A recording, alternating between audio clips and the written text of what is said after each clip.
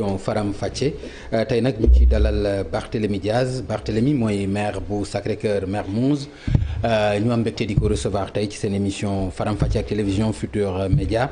ñu fàttali ne rek bu ñu paree ci émission bi tam am na beneen débat bu am solo boo xam ne bëgg nañ ci ànd ak yéen ku gis actualité bi nga xam ni tey dund nañ ko mu aju ci mbiru Ousmane Sonko loolu itam am na solo ñu am ci ak yéen débat bu ñu jàpp ni ñi ngi ciy invité dinañ ci am solo lool kon bu ñu paree rek ñu jox leen rendez-vous xam naa ci kanam incha allah Barthélémy maa ngi lay nuyu. maa ngi lay fay Papa Ngagne di nuyu mbokki téléspectateur u TFM di am tamit mbégte lool nekk tey ci plateau TFM. jërëjëf alors Barth dañu gis vraiment sa engagement ci coow li bien avant même bi nga xamee ni accusation yi am na convocation yi am na gis nañu benn proximité sa diggante ak Ousmane Sonko ndax mën nga ñu expliquer lan moo ko lal c'est-à-dire dafa lalu ci politique rek ak alliance wala dara loo xam ne war ngeen ko mën a yaakaar wala principe la wala da nga jàpp ni dans l'avenir war ngeen mën a lan moo indi taxawaay bi ñu gis ni taxaw nga ko ak engagement bi. waaw wolof Njaay nee na ku ndóomin rey sa maam soo gisee lu ñuul da ngay daw. donc Ousmane lu muy dund tey bi man dama ko dund ak Khalifa Sall dund ko en premier lieu et en premier chef parce que j'étais au devant. donc mbir bi. turu Ousmane Sonko ma ñëw mbir bi turu Ousmane Sonko moo ci fës tey. wante Ousmane Sonko du moom moo ñu ñor parce que du moom moo ñor nguuru Macky Sall lu ñor nguuru Macky Sall mooy wutum troisième mandat te dañ ko fi tere te tey lu ñuy teg Ousmane Sonko ci loolu kese la tegu mooy stratégie boobu Ousmane est victime d'un complot d'une cabale. pour un troisième mandat ñun lu tax ñuy jàppale tey Ousmane ci xeex bi parce que suñ ko defee Ousmane à qui le tour pour le prochain te tout de même je pense que suñu position ci xeex bi c'est légitime parce que tey tout de même mënuñu nekk ci réew président Macky Sall. mais di woote état de droit. bi ngeen koy dund yéen Ousmane mi ngi foon est-ce que taxawaay bii ngeen am ni amoon na ko moom aussi. kan noonu bi ngeen di dund li ngeen doon dund nga wax ni yow ak Khalifa dund ngeen ko. waaw y avait Ousmane Sonko. mais d'abord balaa Khalifa Sall di ko dund y a eu Karim Wade. waaw mais Karim Wade contexte la woon te je pense que ñëpp d'accord woon nañu pour reddition des comptes. mais ba ñu gisee liste mu am ci 25 tours ñu seppi ci Karim Wade kese single ko ñu ne ah lii complot la bu Khalifa Sall moo ko doon neex parce que bu Khalifa Sall dañu ne sañu ko maintenant Macky Sall wane na lu mu sañ parce que Macky Sall amul lu mu sañul. comme moom sañ na lu nekk kon nag dañuy taxaw tem te ñun il faut que les choses soient claires ay citoyens lañu fii kenn wootewu fii insurrection mooy nu ko président Macky Sall defoon bu muy nekk opposant su Abdoulaye Wade defulee lii dañuy dugg ci palais bi génnee ko loolu insurrection la mais wante nga woote résistance mooy taxaw leen ndax seen àq ak yelleef taxaw leen ngir seen constitution taxaw leen ngir réforme ñu ngeen xam ne ni ñu ngi koy teg tey. ci kaw justice ci kaw loolu yëpp mu dakk mais yemul foofu. dañ ci boole taal ay oto jàmbur yàq ay këru jàmbur gaañ ay nit. yemul foofu loolu lu ko waral mais yemul foofu xam nga boo nee résistance d'accord parce que constitution bi may na la bu oppression amee nga mën a résister. mais li nga xam ni constitution mayu la ko yoon mayu la ko te boo ko defee yoon war a mën a dal sa kaw mooy nga génn di yàq alalu jàmbur. mais kan moo wàccee yoon d'abord il faut que ñu wax. non ci fee la ñuy wax. waaw gis nga fee yi may wax. yan fee gis nga ay këru jàmbur. yoo xam ni sànni nañ fay xeer. toj nañ ko gis nga ay oto jàmbur yu ñu taal. gis nga policier bu ñu jël brique dóor ko gis nga ko wala gisoo ko. dama gis wala gisuma ko. xam nga lu ma gis. non mais li ma la wax gis nga ko wala non xam nga nag. mais dinaa la wax lu ma gis. waaw mais il faut aussi nga logique. waaw bëgguma nga laxasu ci leneen gis nga li ma la wax wala gisuloo ko. man lu ma gis. waaw mais Barthélémy. mais damay tontu man soo bëggee nag poser question. non mais tamit nga tontu soo ko bëggee. waxuma li nga non dama la laaj. waaw dama laaj ndax gis nga ñu dóorante ay xeer ak ay forces de l'ordre gis nga ñuy taal ay oto jàmbur gis nga ñuy dóor ay briques ay policiers gis nga loolu wala gisuloo ko. non gisuma loolu. ok d'accord. xam nga lu ma gis loolu laa bëgg a dégg. xam nga lu su ma la gis neexee nga wax loolu. xam nga lu ma gis Pape. waaw wax nga ko sa bopp. ne nga ko constitution may na la nga résister parce qu'il y a oppression. xam nga lu ma gis ne nga force de l'ordre du nervi nga gis doomu jàmbur di dem école wàcc école ay samba booy tey xale yi di leen di pes nga ne nag on va pas riposter. dama ne ce n'est que le début du commencement Sénégal ñun ñëpp ko bokk fii lu ma fi gis mooy ku tooñ gisuñu ko wante ku feeyu la ñu gis tooñ bi nag dina dakk parce que lu ëpp tuuru wutum troisième mandat bi nañ ci wax parce que troisième mandat dañ koy tere fii biir Sénégal bàyyi leen doomu jàmbur Ousmane Sonko doomu gor la jullit la leader politique la luñ ko tuumaal dafa ñaaw. mais Bart lan moo fi indi troisième mandat. lu fi indi troisième mandat ñàkk gëm yàlla. non c'est-à-dire yow yaa indi problème mu troisième mandat ci débat bi débat bi xam nga lan la diggante Ousmane Sonko la ak Adji Sarr plainte am na ci li ci am yëpp am na ci mais lan moo fi indi troisième mandat. est-ce que mën naa répondre par une interrogation dañu ne suñu doomu ndey Ousmane ñu ne dafa siif ku ñuy woy Adji Sarr mais de mel ni Ousmane dafa siif APR. parce que Adji Sarr kenn gisu ko kenn déggu ko ay mbokkam waxuñu xuloowuñu xeexuñu. APR ay xeex mooy xuloo. mooy ma ñëw rek. damay laajte kan la ñu Ousmane Sonko moo ci dugal Macky Sall. moo ci dugal APR. mais moom moo def déclaration. waaw ni complot la Macky Sall moo ko jiite. mais te muy dëgg. waaw mais kon jeex na. te yow xam nga ko. non man xaw ma dara. déet xam nga ko parce que ci citoyen Macky Sall moo taxaw fii jàkkaarloo ak askanu Sénégal Papa Ngagne tout de même. mais d'accord nga ni Ousmane Sonko moo ci dugal Macky Sall. déedéet Macky Sall moo ci dugal boppam. Macky Sall ci dugal boppam ndax ñàkk a gëm yàlla Macky Sall bu muy wut nguur ku ko jox nguur du ay waajuram yàlla ko jox nguur tey nag Macky Sall bëgg a weddi yàlla ne day noot askanu Sénégal pour confisquer le pouvoir. non yàlla la mën nañ ko d'accord mais nag aussi daf ko ñafe. dafa ñafe lan non pour am nguur. bul ni ma yàlla la. urne yi ñu ngi fi. Macky Sall non daf ko ñafe def wër Sénégal ñafe ko xeex ko ñu dem ci élection mu gagné. waaw ñu nangul ko. waaw jeex na mais bul ko yombal rek ni yàlla la aussi. waaw ñu nangul ko. ah d'accord waaw xam nga deuxième mandat bi. Khalifa Sall luñ ko def Sénégal ñëpp ci teg seen bët. tey nee naa la ci jëlbeen ma ne la ku ndóomin rey sa maam soo gisee lu ñuul da ngay daw tey maa ngi dégg suma benn xarit bu nekk APR. di ne que le recours introduit par député yi mooy en l'occurrence le député Guirassy ak Cheikh Bamba Dièye que recours boobu ce n'est pas suspensif dama ne à l'heure bu ñuy def émission bi Ousmane Sonko est illégalement kidnappé dans les locaux de la section des recherches de la gendarmerie parce qu'il est député à l'Assemblée nationale te dafa am immunité. loolu mooy dëgg xam nga aussi. kon nag xam nga non bu def manipulation aussi. Barthélémy non bu dee flagrance lañ ko jàppee yóbbu ko.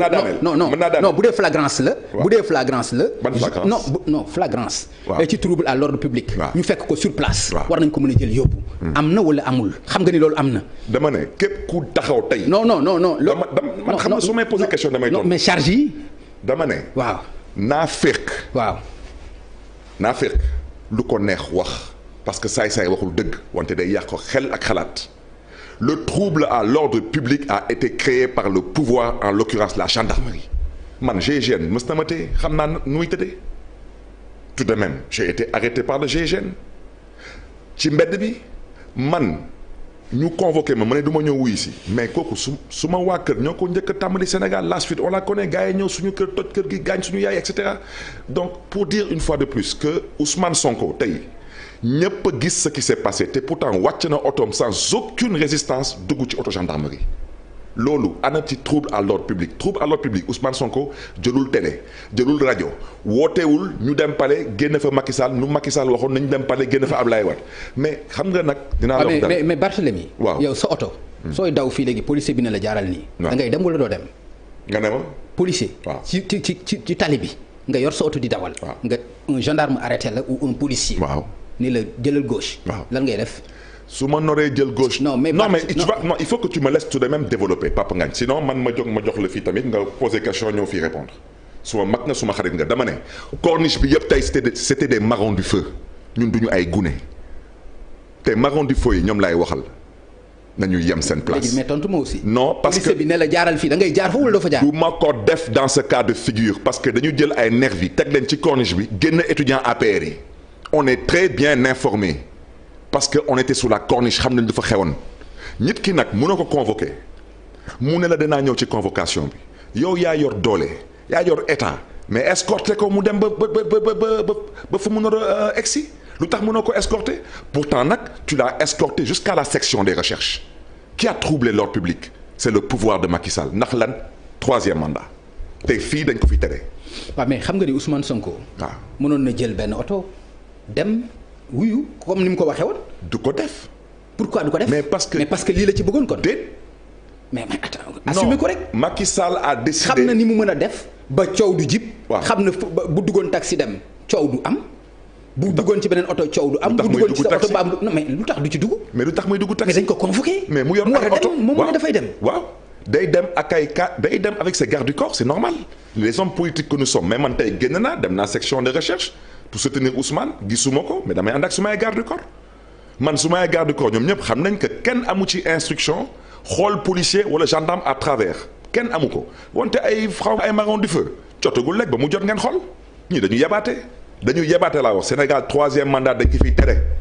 non c'est-à-dire yow da nga ñëw ak benn discours 3e mandat. parce que moom mooy wax ci. donc wax ji du Ousmane Sonko 3e mandat. parce que Ousmane Sonko non wax ji yow sa xeex yow du Ousmane Sonko mais c'est le 3e mandat. si Ousmane Sonko n'était pas présidentiable il serait pas actuellement à la section des recherches. c'est parce qu'il est présidentiable loolu mooy dëgg te c'est le destin de Ousmane Sonko na ko ñëpp nangu wax ci nag mooy lan Macky Sall na teg lépp ci kaw table bi képp ku bëgg a bokk na bàyyi ay caaxaanam ay filtrage ay parrainage ak yu mel noonu parce que moom bokku ci. Maintenant si des Sénégalais choisissent Ousmane Sonko ñu xam ne ils ont choisi Ousmane Sonko wante man suñ ci eggee moi tout le monde connaît mon choix et je battrai campagne pour Khalifa Sall et Khalifa Sall doit participer et il doit compétir au même titre que Karim Wade loolu mooy dëgg. d'accord mais fait yi moom doo ci wax. accusation yi plainte bi. ban plainte li nga xam ni moo indi coow li. accusé ko de viol. mën nga ma may ma jégalu nag ma njëkk jégalu téléspectateurs yi.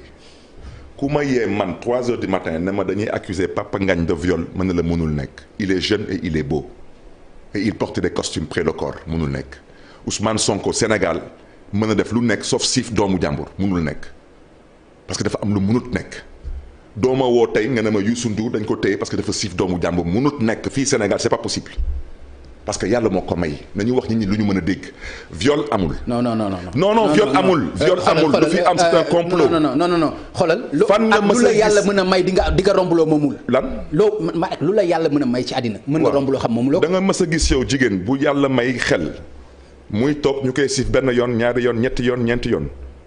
ba soi-disant mu dem gendarmerie ne ko na nga demaat ñu siifaat la ngeen di ay preuves. respectons les gens. non tout de même non il faut respecter les gens. c'est ici sur la TFM la ñuy taxaw fii mu nekk moom il a la preuve que dafa dem gendarmerie ñu ne ko damaatal fu nga jógee ñu siif la nga indiwaat ay preuves te procureur woowu ko fii ci TFM la ko waxee. Pape Sénégal on traverse des moments très difficiles nañu bàyyi caaxaan bi. Macky Sall n'a pas droit à un 3e mandat su ma mag la na bàyyi li mu nekkee rafetul te na soraale ëllëg du ndekki du añ du reer wante du jar a sóor la.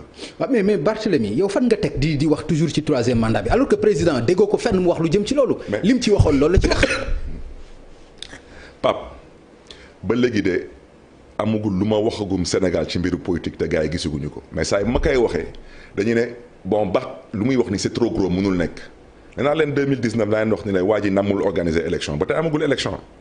mën na leen dialogue politique bi ay caaxaan la fan la mujjee gis ngeen dóorkatu marto yi fu ñu jëm donc Pape man su nekkuloon tey 3e mandat walaay du ma toog ci plateau bi te nii laa koy téye ba Macky nangu yàgg ci 3e mandat bi parce qu'il sait très bien ce qu'il est en train de faire lu tax ngay jàpp Ousmane Sonko lu tax bëggoo organiser élection municipale fii biir Dakar lu tax nga bëgg a nommer maire de Dakar par décret présidentiel da nga am ay chiffres. non élection yi moom bu ko jiiñ opposition bi am nañ ci responsabilité.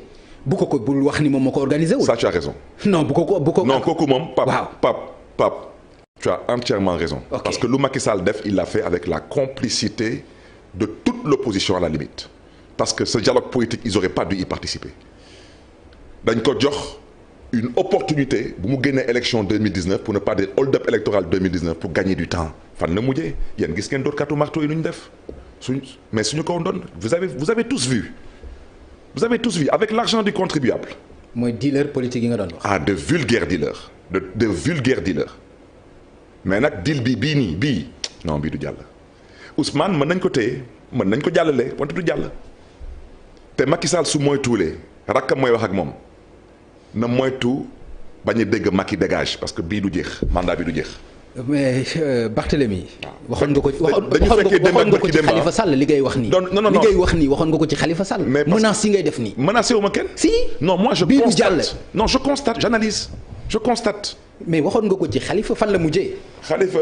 Khalifa une fois de plus je reviens à ce que j'ai dit yàlla suy dafa de mel ni kuy yàq lu def na ñuy def ci Khalifa ñu ne boobu évacué nañ ko jeex na ñu indi bii waaw nañ dem nag lu ci kanam daaw li bët Pape Macky su amee ay mbokk na mbokk mi wax ak moom troisième mandat dañ ko fiy tere te Ousmane Sonko nañ ko bàyyi waxu caaxaan yu ñuy wax parce que au Sénégal il n'y a qu'un seul violeur c'est celui qui viole la constitution actuellement du Sénégal et qui viole les droits des Sénégalais bu ñu convoqué tribunal mënoo dem tribunal tu violes mais article 8 de la constitution mi ngi nii article 8 de la constitution mi ngi nii nee na liberté d'opinion liberté d'expression liberté de la presse liberté d'association liberté de réunion ak liberté de déplacement mais fan la ñu mësee gis Sénégal liberté de la presse article 8 constitution moo ko wax assemblée nationale plénière débat ouvert au public nga ne presse bi dafa dugg tu es un violeur de droit. xam nga tu es le seul violeur ici. Barthélemy waaw décret bi ministre de l'intérieur def par rapport ak la pandémie gis nga ko.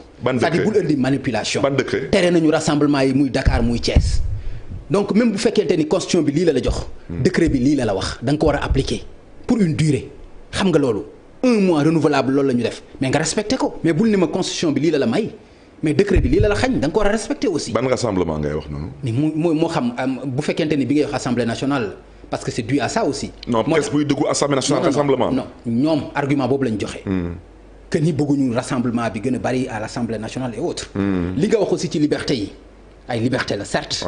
mais parfois aussi dafa am ay limites mooy décret bi ñëw freiné ko nga respecté ko après mu jàll. te xam nga ni cause bi xam nga ko bu baax c'est la pandémie.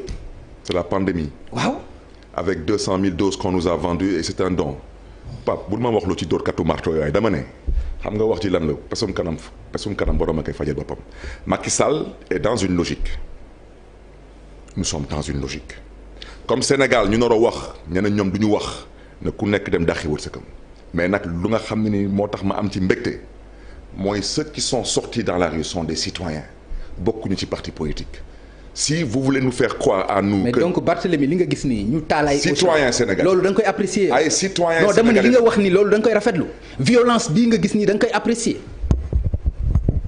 non li nga gis nii. vous voulez que je reprenne les propos de Macky Sall ou bien. non waxuma non dama ni ndaw li nga gis yow. li nga gis lan laa gis fii. non li nga gis nii ci violence. lii yu dara c'est le début du commencement ça c'est rien du tout. je vous ai dit qu'on est dans le combat nous. on est dans le combat ay say frères say sœurs ñoo fay liggéey. waaw même au-delà de titre bi au champ. wala Total wala leneen. waaw mais xam nga ni. waaw mais ay Sénégalais ñoo fa nekk di liggéey. c'est très bien on les encourage mais la lutte continue et seule la lutte libère et on se battra. mais loolu da nga koy. dama ne Papa Ngagne waxoo ak Gune Barthélémy Dias ngay waxal dinañ xeex bu dugg boîte vocale Macky Sall 3e mandat dañ ko fi tere xanaa déglu leen lu ñu leen wax 3e mandat dañ ko fi tere. su ngeen waxoon tey Macky Sall balaa minuit doo bokk ci 3e mandat bi léegi Ousmane Sonko génne léegi Sénégal am jàmm 3e mandat dañ ko fi tere te pétrole bi ak gaz bi du moomeelam c'est pas parce qu'on doit signer en 2025 que tu considères que yow yaa nora signé yow mais le pétrole et le gaz les recherches dañ ko commencé sous Abdou Diouf fekkeewu ko sax. mais Bart Ablaye Wade ñëw def ci ay jéego yu am solo. fekkeewu ko yow nag nga foog ne ni que tey da nga nar a toog au pouvoir te tant que tu n'as pas signé ces contrats tu ne partiras pas. mais à quel titre mën nga ma wax. ci une plainte déposée par une citoyenne ak benn citoyen lan moo fi indi Macky Sall ak 3e mandat. est-ce que mën naa. mais lan moo ko fi indi. mais tey Sénégal ñaata plainte pour viol ñoo dugg ci tribunaux yëpp tey lu tax kenn du ci wax nee nañu affaire privée la du noonu. dañu ne affaire privée la ñoom ñoo ko wax waaw mais affaire u privée mu nekk une histoire de viol pourquoi tout l'APR doit se mobiliser pour parler mais xanaa xale bu jigéen bi Adji Sarr xanaa amul ay mbokk. parce que Ousmane Sonko moo ci dugal seen leader. mooy kan moom Ousmane Sonko moo ci dugal seen leader. moo taxaw accuser ko nommément ni yow la. mais parce que complot bi yow yaa ko def. le complot est flagrant man j'ai dénoncé le complot avant Ousmane Sonko dans les premières heures j'ai dit que c'est un complot. waaw mais foofu nga yem. yem ci foofu. non demuloo tuddoo Macky Sall ni moo ko def. comme ni ko Ousmane Sonko defee. mais complot yaa ni mu ko nommé. non mais yaa ni mu ko tuddee. mais yemul ci loolu tudd ministre de l'intérieur am. mais Pape Ngagne le ministre de l'intérieur même su ma ko jéppee mais moom kese mënul comploter il n'a pas ce pouvoir le complot se fait au palais wax nga ci léegi nii ay des maisons de responsables politiques qui ont été agressées qui ont été attaquées mais ils sont connus notoirement pour être de vulgaires comploteurs. gis nga xeex bi dinañ ko xeex on vous a pas confié notre pays pour ngeen nekk fii di comploter di nekk fii vous vous imaginez ba ci ay coronavirus ñi ñu ngi dee ngeen ne da ngeen di ñu facturer benn don doses yi ñëw vous commencez soi-disant par les autorités mais dem leen ci askan wi ngeen jàppale ñu nekk à risque des personnes âgées des personnes malades et cetera et les 200 000 doses une fois de plus c'est un don kenn jëndu ko. il faut arrêter on se mobilise pour tout ça. Barthélémy c'est-à-dire ban intérêt la ñu ci am.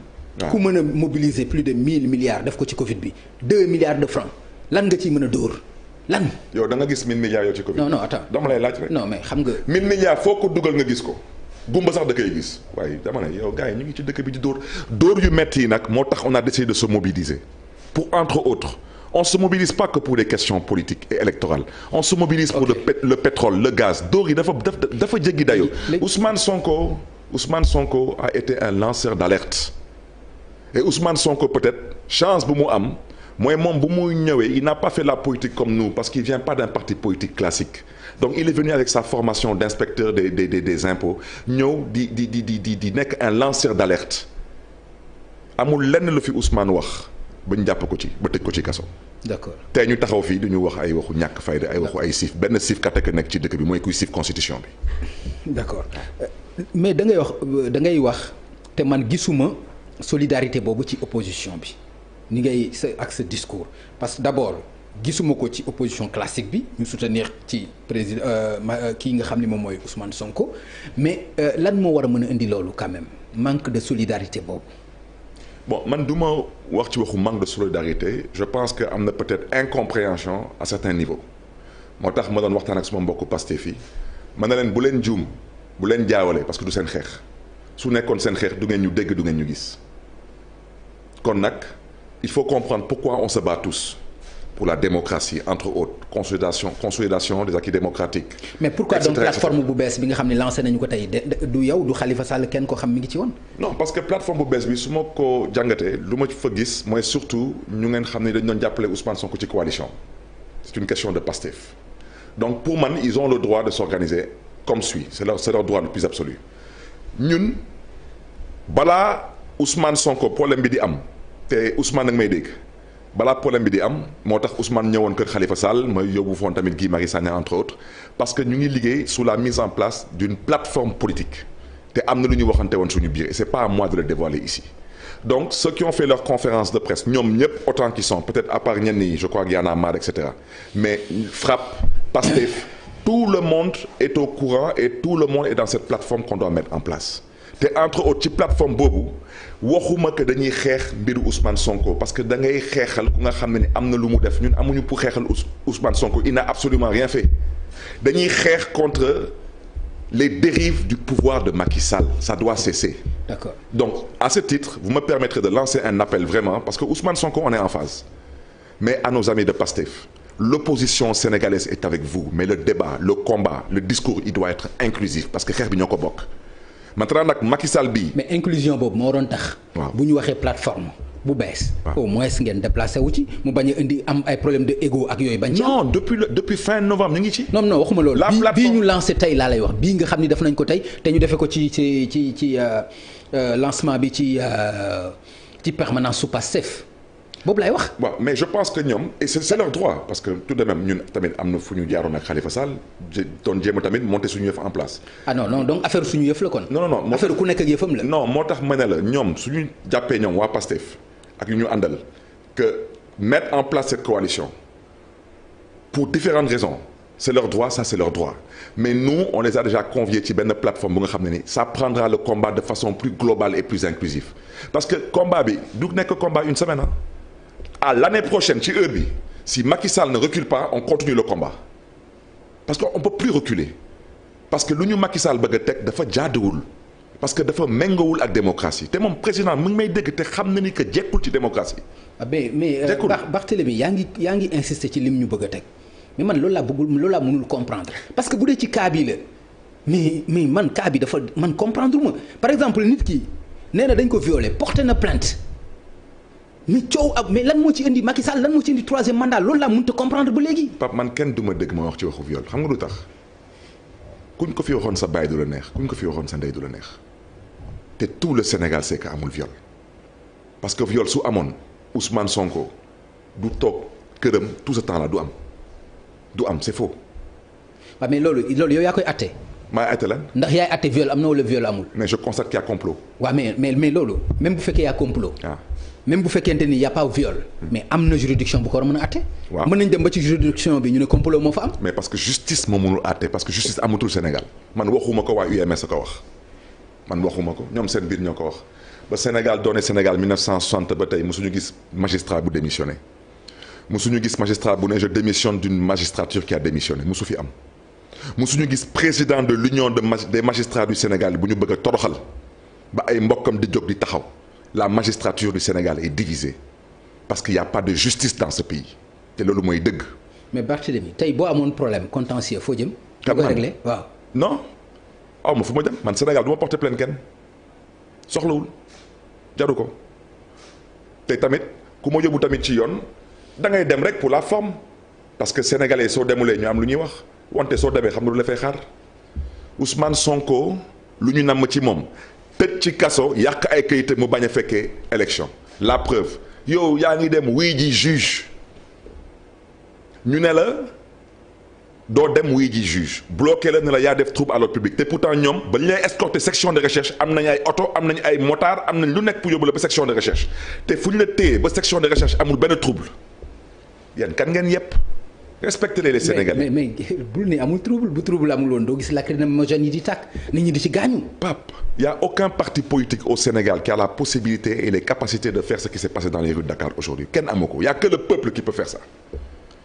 L'université Gaston Berger ce n'est pas une section du PASTEF. L'université Cheikh Anta Diop de Dakar ce n'est pas une coordination du PASTEF tout de même respectons les Sénégalais. Ce sont des Sénégalais yu jóg pour wane seen naqar lu ëpp tuuru dafa doy. lu Macky Sall nekk Sénégal du dëgg du yoon te rafetul. alors discours bi c'est toujours Macky Sall donc moom mooy sa cible. parce que moo nam troisième mandat wallaay coow bi lépp loolu la Pape wax leen waa ji mu yàbbi ci troisième mandat su taxawee Sénégal waat ne man du ma bokk ci élection yi wallaay lu ko neex na def. d'accord Barthélémy yow kan nga koy xeexal par exemple bu dee Khalifa Sall. ku ne xam na ni ay droit am permettre ko bu ñu sukkandikoo ci li nga xam ne dégg nañu ko ci mu mën a briguer présidentielle. donc wax non. Khalifa Sall est éligible. bu dul amnistie. bu amul amnistie. Khalifa Sall est éligible mais xoolaat leen. fan nga ko non waxal wax ma fi nga ko teg. non xam nga fu ma ko teg.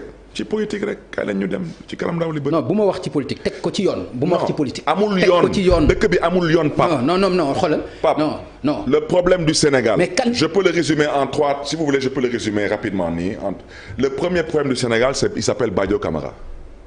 il devait être à la retraite ñu maintenir ko pour faire le sale boulot maa ngi jégalu ci kàddu yi.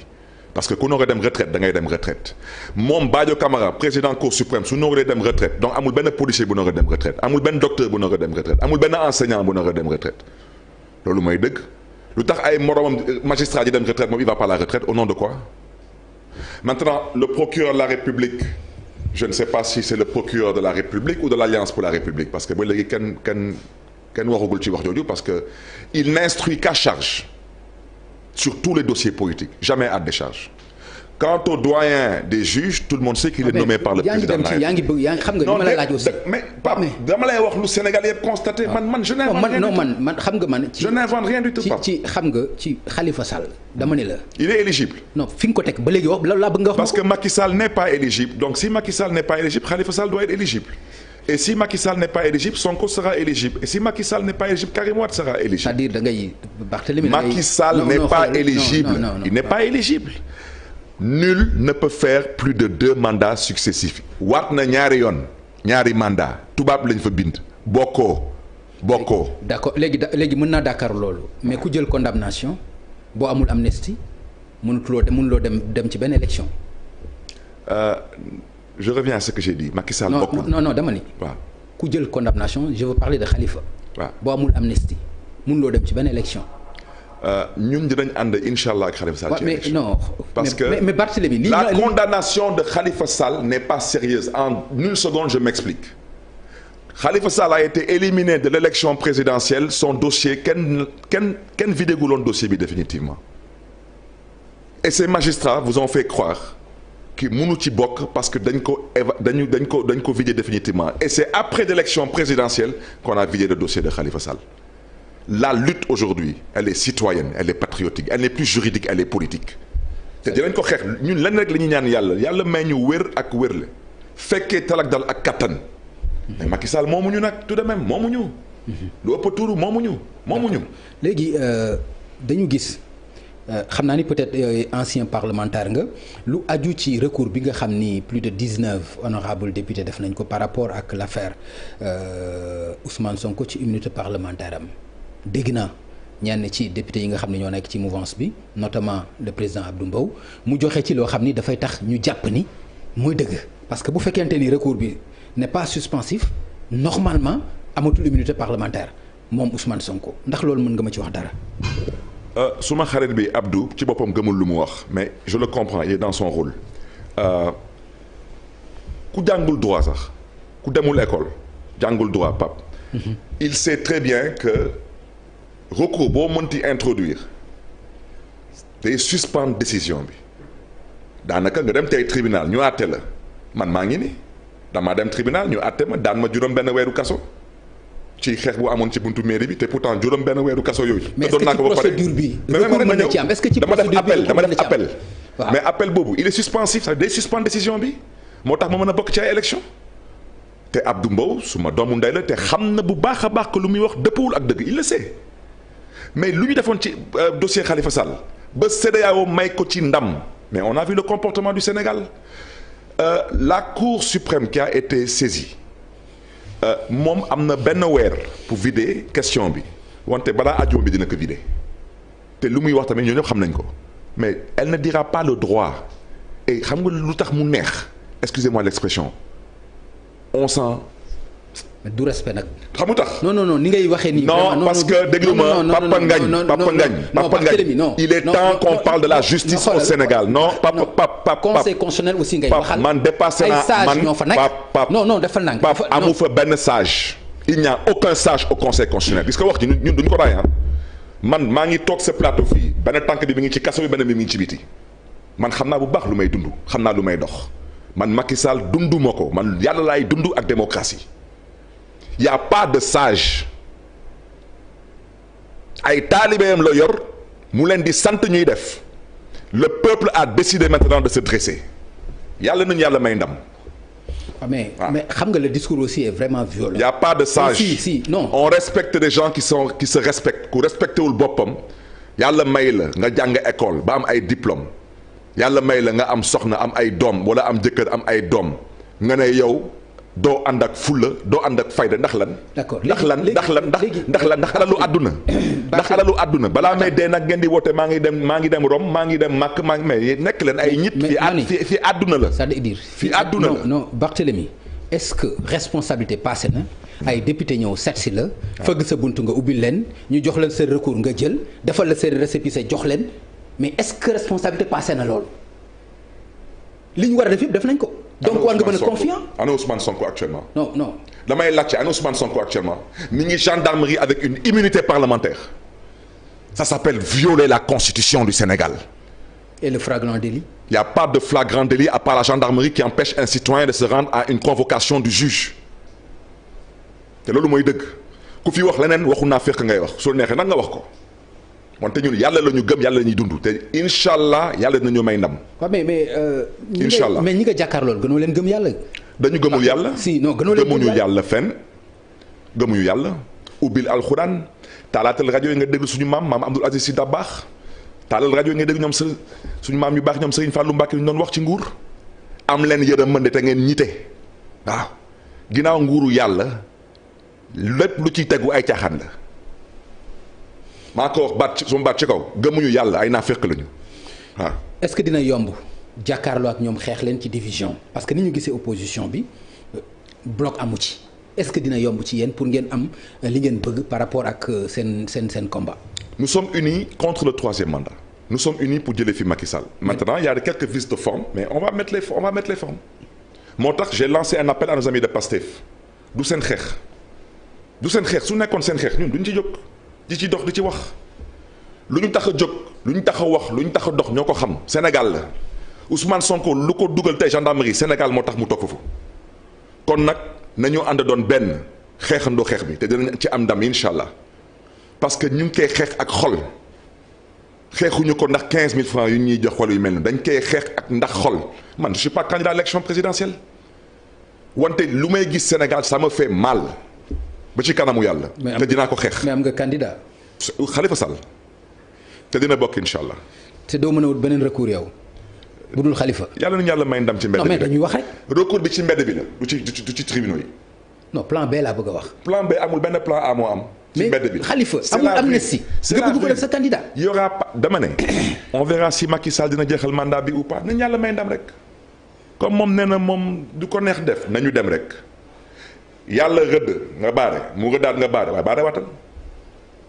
baare waatal man tey Sénégal ginnaaw 23 juin gët naa am mbégte bu mel ni tey bés bi tey nii. c'est dommage donc. non je suis très fier. c'est dommage donc. fier du peuple sénégalais. c'est dommage donc. mais nag au passage tamit. c'est vraiment dommage. non au passage tamit j'invite tous les organes de presse à informer juste et vrai. Seulement pour la petite parenthèse il s'agit du peuple sénégalais une bonne partie de ce peuple est analphabète dañ leen a dimbali jàppale leen tette leen won leen dëgg bi parce que président Macky Sall suñu président la mais nekkul ci dëgg nekkul ci yoon nekkul ci yoon.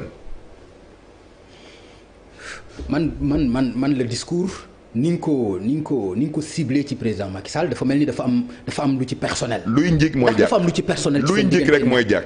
dafa am lu ci xew ci seen diggante yéen ñaar lan la. kan grand bi. waaw non suma grand la c'est le président au passage man mënu ma ne grand c'est le président mais il le sait nekkul ci dëgg nekkul ci yoon. président Abdoulaye Wade lu ko yàlla mayoon ci xam-xam ci politique ak xel ci politique Macky Sall bi amu ko te di defu ko. te mënoon na ko def. président may na ñëpp candidat tegu fii ay nit kaso pour bañ ñu bokk defu fi ay filtrage confisqué wu fi ay carte d'électeur te Macky Sall bii su président Abdoulaye Wade bëggoon mu bañ ci bokk du ci bokk te xam nga fu may waxee. Barthélémy fa laa yem ci wax ji. parce que juróom-ñetti milliards yi du benn ndono fa laa yem ci wax ji bu lañ ñu wax loo papu président Macky Sall jàngu fi du fi suñu papa yi jàngu wala defu fi du suñu papa yi deful wala liggéey. y compris sa mère bu ko fi defuloon du nekk président. non moo tax ma ne la bu ko fi defuloon du nekk président de la République. su nekkoon keneen du ñu bett. mais président Macky Sall bañ koy fal ñëpp am mbégte di gis un enfant un pur produit du Sénégal arrivé au pouvoir président Macky Sall demul bitim réew pour jàng du un homme d'app mais ñëpp amoon ci mbégte lu tax tey nga bëgg a noot askanu Sénégal ndax 3e mandat mais biir laa di wax ci 3e mandat te Sénégalais ñu ngi may déglu man du ma waxantu. du ma sosal kenn Sénégal. non dafa mel ni troisième mandat bi su ma ci amuloon ay firnde du ma ci wax.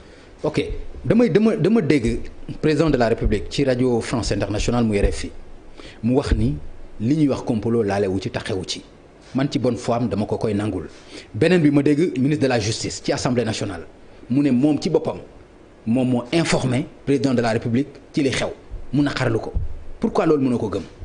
parce que man je suis au courant depuis 4 mois c'est la première fois ma koy wax fii. ah bon waaw depuis 4 mois man Barthélémy Dias suma ministre de l'intérieur man su ma xamee depuis 4 mois que Ousmane Sonko yi ngi dem ci salon de massage lu tax président Macky Sall di ko yëg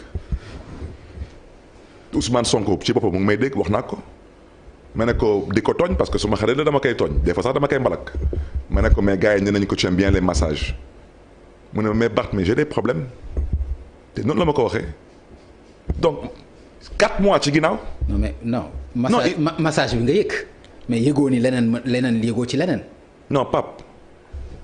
je reviens à ce que j'ai dit mais allez-y. Pape fii kër bi dafa am borom damay laajte rek parce que salon de massage bi tamit dafa am borom bi këram la wax na lu mu gis ak lu mu dund jëkkëram mi ngi fa mu seede mais nit ki nag mën nga sax nekk jigéen bu bon wante mënoo nekk sa biir kër.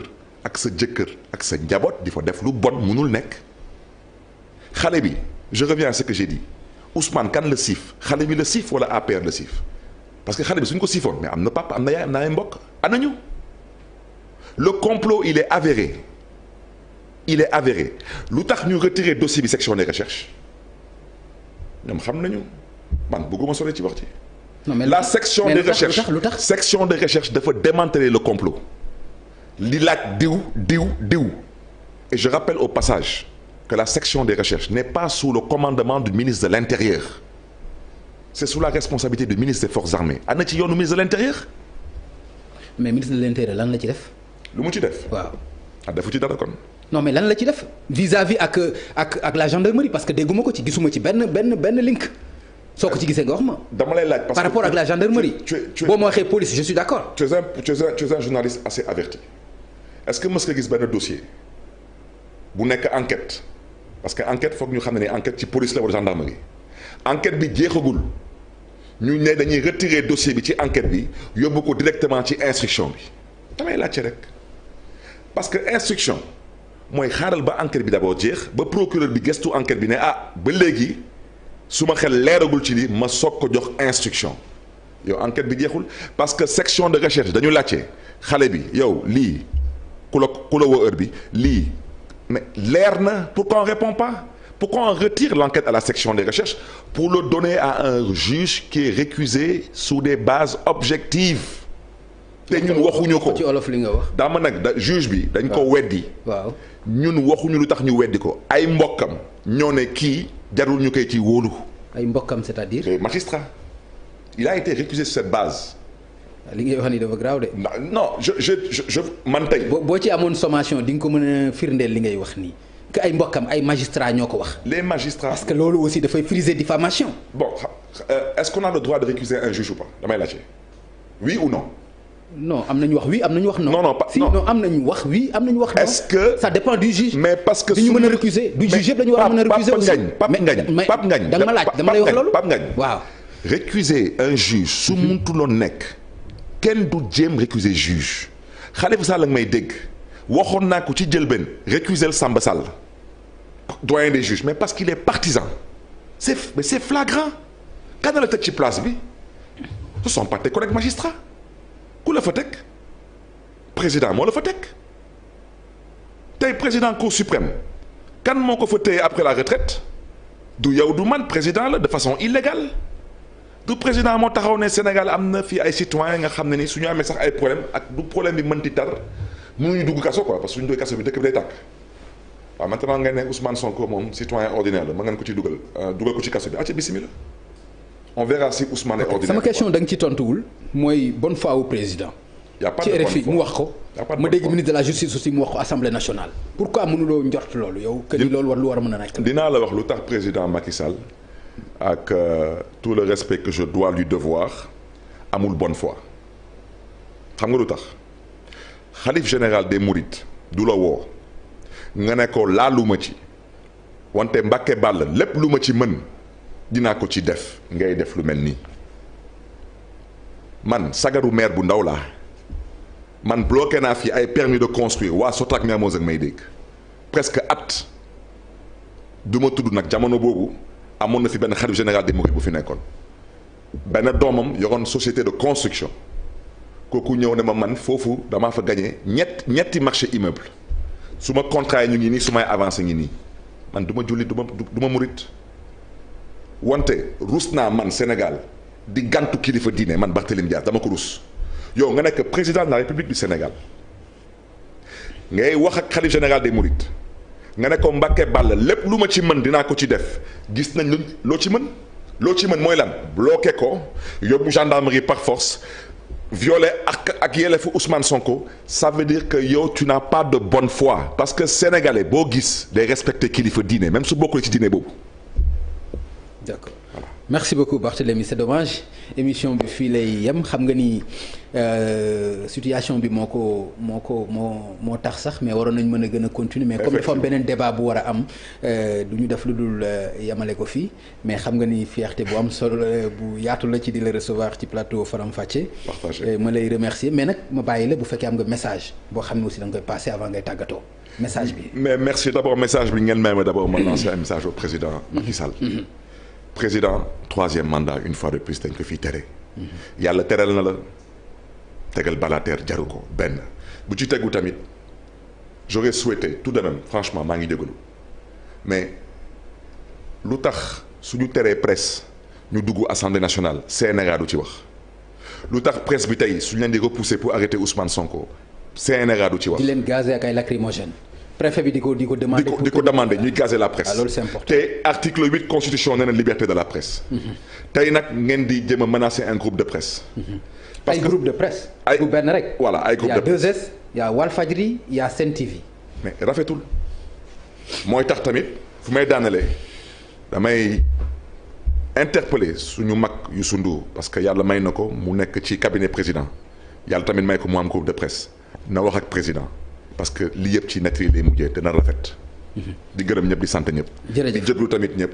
jërëjëf di jéglu ñëpp. merci Barthélémy mu nekkoon Barthélémy Diaz ñu am mbégte doon ko recevoir ci émission Faram Facce plaisir lay doon toujours vraiment di partager ak moom parce que li la ñu xam ci moom wax dëgg yàlla à cœur ouvert lay tontu nekk aussi koo xam ni ku disponible la ñu am mbégte toujours di koy recevoir mbokk yi ñu leen di jox rendez-vous ci beneen jotaay Faram Facce bu ci yàlla andee waaye ci quelques minutes incha allah ñu dikk ak yéen ci beneen débat jërë ngeen jëf.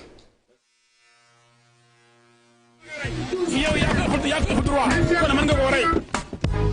ndax bii nga xam ne moom lañ may fole mandat juróom-ñaari at la danaa ko yemale ci juróomi at ndax li ñu